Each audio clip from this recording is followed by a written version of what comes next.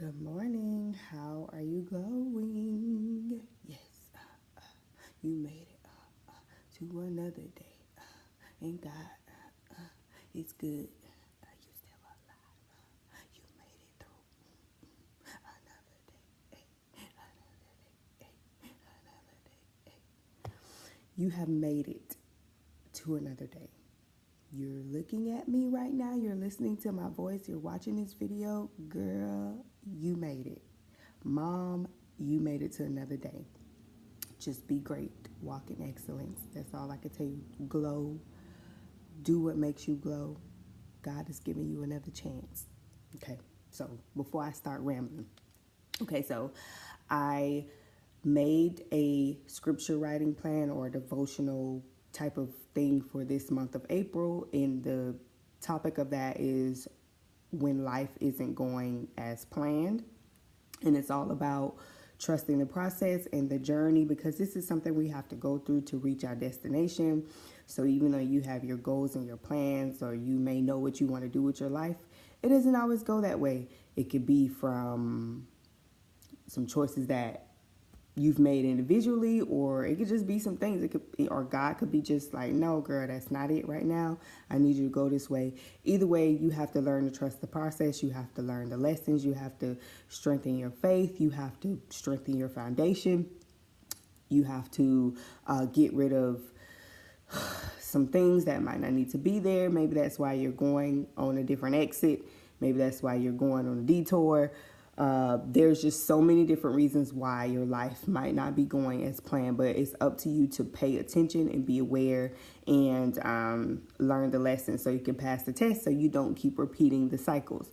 So I just wanted to go over, today's day 5 actually, but I'm going to go over day 4's scripture, which is Luke 21 verse 36.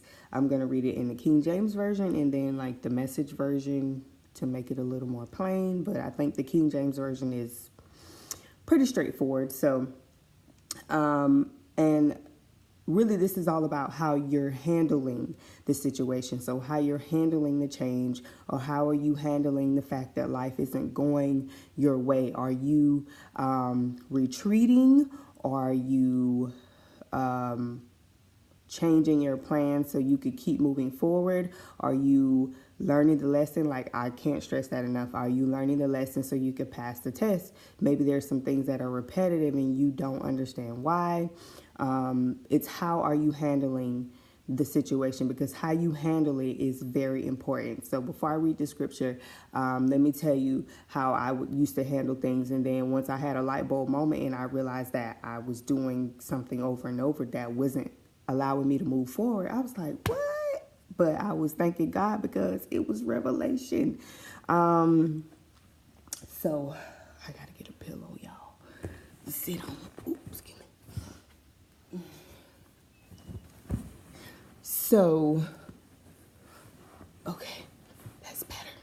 Just trying to sit where I don't have so much light in the back. I don't edit my videos, y'all. I'm not there yet. This is real life for me. I record when I can, which is when my kids are sleeping or they're off playing somewhere. So I don't edit. This is real life. But anyway, how you handle it is very important. So for me, how I used to handle my situations is I would quit.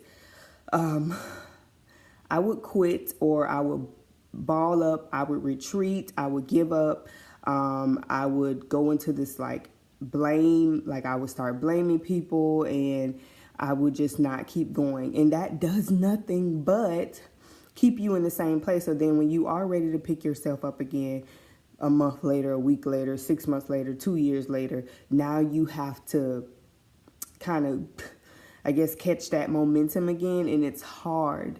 So when you don't keep going, or if you don't learn how to keep going when hardship comes or things aren't going as planned, it's hard to pick yourself back up. So for me, for instance, right now, I'm an entrepreneur at heart. I love business. And one particular business that I'm in, that I have, I was doing really good for a few months, and then hardship started to happen, and I quit. Like I had good momentum going. I had customers. I was posting about my business all the time. I was getting a lot of feedback. I was connected to the other women that are doing the same thing. And then all of a sudden I went back to my old ways and I allowed myself to retreat. So I ran away from the good stuff, because when I'm doing those things and it's going good, I'm in a good place. And we so easily let go of what is working for us and what makes us feel good. It was a personal thing going on, like family wise. So when in the past, when I would start going through hardship, I let go of the things that are good for me and that are connected to my purpose. That was so easy for me to do. And it does nothing but put me in a place of feeling worse. Like, it just made me feel even more worse, because then it made me feel like, oh my God, now I have to start over, or I have to pick myself back up again, or now I have to do something else. So it made it harder to get back into it. And I'm kind of dealing with that right now, but I'm learning to take it a step at a time, like getting back in the momentum of doing things, because doing those things made me feel good. And you start to seek people, and people start to say what they want to say. They start to give you advice, and you just allow all these things to cloud your mind, and then adding that to your circumstances makes it even more harder. So it's how you handle it that's important. You have to learn to drown things out. You have to learn to stay on your feet. You're going to fall, but don't let yourself stay on the ground too long. Like, you fall and you lay out, get through it for like a good 1 minute, and get yourself back up and keep going. Because I can't stress enough the fact that time does not stop, purpose does not stop, and the devil does not stop. Like, he doesn't. So why should you stop? You might fall, but pick yourself right back up. Don't allow yourself to fall and stay there. Okay, so to the scripture. Luke 21, verse 36, I'm sorry. Watch ye, therefore, and pray always, that ye may be accounted worthy to escape all these things that shall come to pass, and to stand before the Son of Man. Okay, so I'm going to read this in the Message version real quick. So y'all know in the Message version, they put like 2 verses together. So I'm just going to read this whole thing. So it's Luke 21, verse 34 through 36. This is the Message version, because in a sense it all goes together. But be on guard. Don't let the sharp edge of your expectation get dulled by parties and drinking and shopping.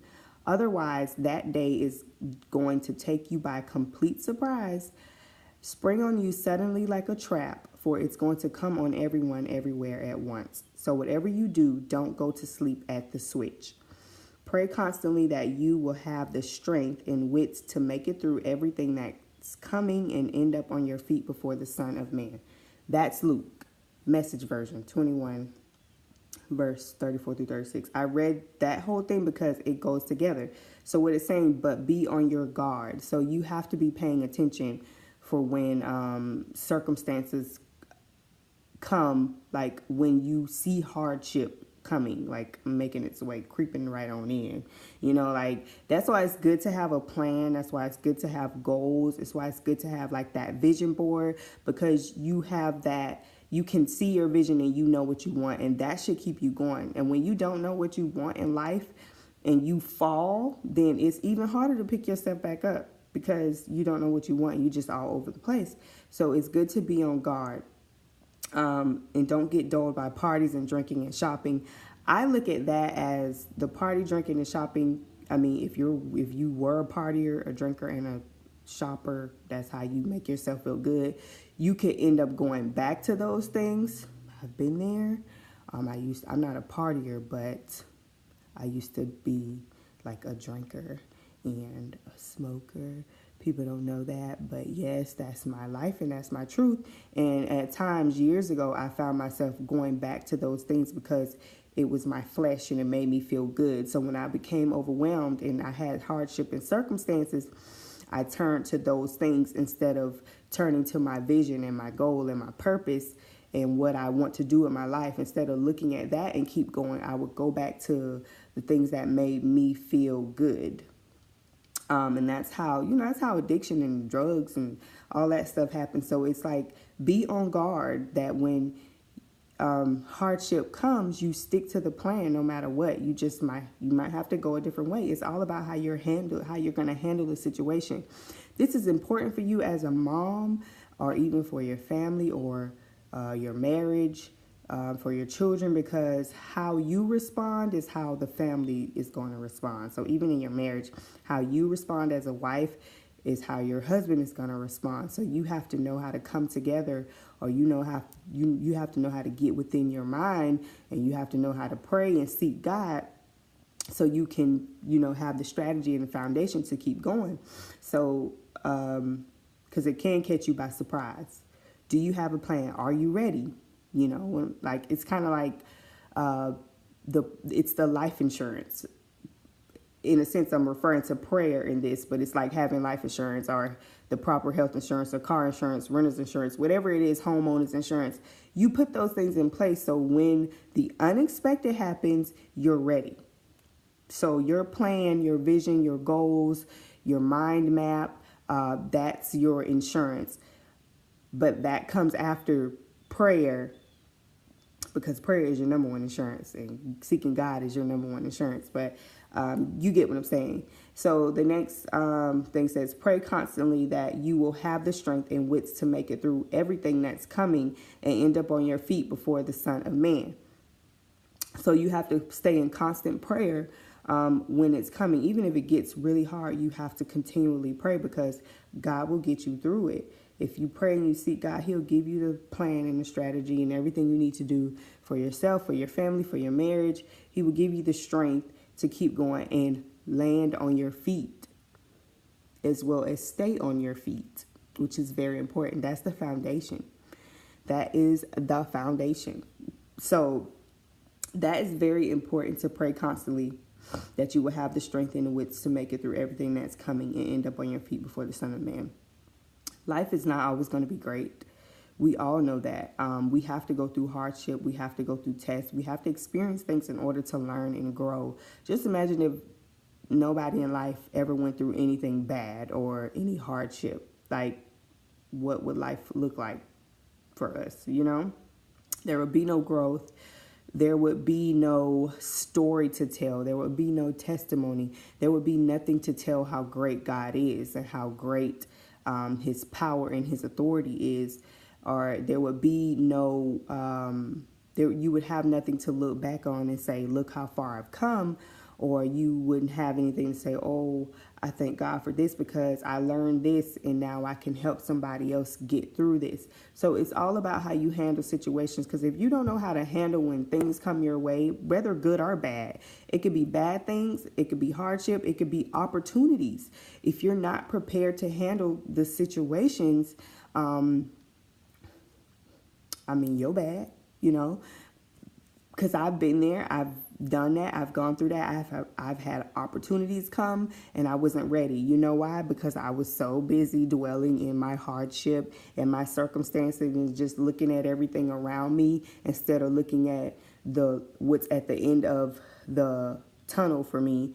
Instead of keeping my eyes on my goals and my visions and my plans, I was so busy dwelling in the hardship and the circumstances and blaming and dealing with validation and dealing with rejection and just not knowing what to do. So when opportunities came, I wasn't ready. And I don't want to be like that anymore. I don't want to be in a situation where I find myself not ready for an opportunity, especially if it's for me, especially if it's in alignment with the plan that God has for me, and especially if it's in alignment with my goals and my plans and my visions. So this pertains to opportunities and hardship.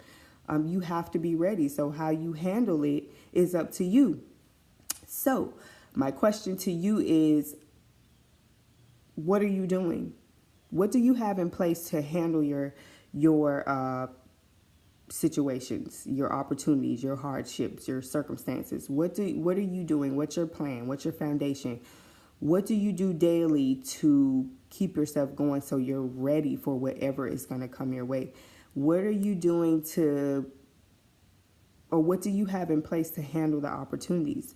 This pertains to motherhood. This pertains to everything. And even as a mother, like when something happens with your children, some things you can possibly foresee that you can prepare for. So what are you putting in place for your kids in case something happens? What are you putting in place as far as your marriage and your husband in case something happens? What are you putting in place for yourself in case something happens? Because mom, we're important, especially if you're stay-at-home moms and you do everything, you handle the majority of everything. What do you have in place in case something happens to you?